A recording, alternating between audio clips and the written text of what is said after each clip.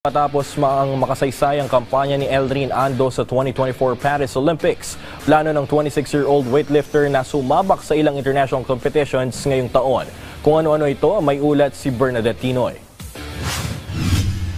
Ilang buwan bago ang sagupaan ng mga kabataang atleta sa darating na 2025 palarong pambansa na idarao sa Lawag City, iba't ibang uri ng palakasan ang masasaksihan ng mga manonood kabilang ng pagbabalik ng weightlifting sinasabing multi-sports event. Ayon kay two-time Olympian weightlifter Elrin Ando, ito na ang pagkakataon ng mga kabataan na magpakitang gilas at ipakita ang kanilang kakayahan sa harap ng mga manonood. Sa ganitong paraan din anya, hindi malabo na makadiskubre sila ng bagong magagaling na weightlifters.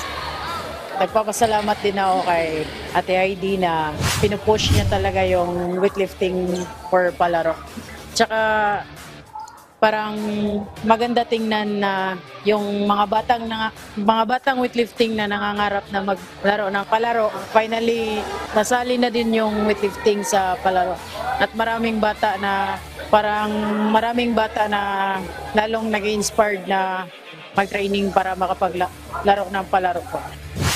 Matapos naman ang kampanya ng Cebu Natives sa 2024 Paris Olympics, kung saan nagtapos siya sa 6th place ng Women's 59 kg event, balak ni Elrin na sumabak sa Asian Championships ngayong darating na Mayo, World Weightlifting Championships sa Oktubre na gaganapin sa Norway, at ang pagsalang sa 33rd Southeast Asian Games sa Thailand ngayong Disyembre.